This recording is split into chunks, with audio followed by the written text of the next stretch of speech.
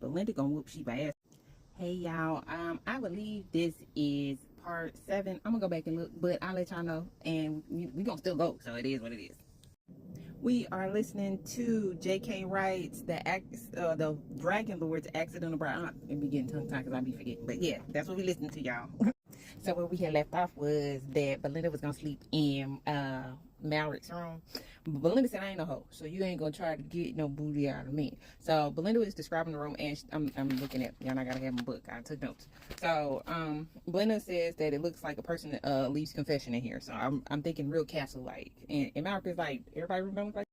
So they add a couch. He got like a lounge chair, so, and then with blankets and sheets and stuff for her, and pillows and everything. And she jumped on that bitch like it was made just for her. And Malrick was like, "Girl, don't act like that. You could have slept in the bed. Like, don't be."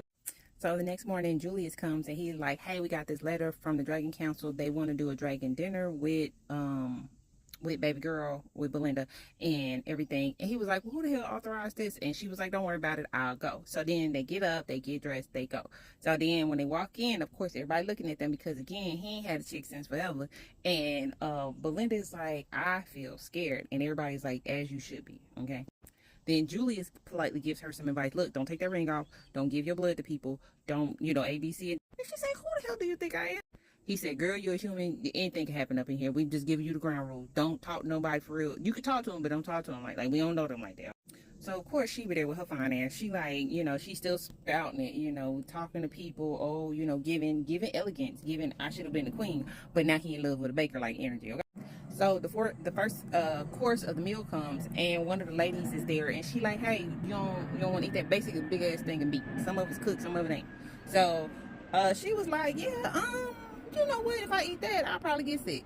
And she was like, that's funny, because if it, that's a delicacy here. What you gonna? So then they started asking her like a whole bunch of questions, and she funny, so she just giving the kicks back. So then one of the things they asked her was like, oh, what is your lineage? And she was like, well, my mama and them from Georgia, and my daddy and them whoop your ass with some spades and some potato salad. So it is what it is.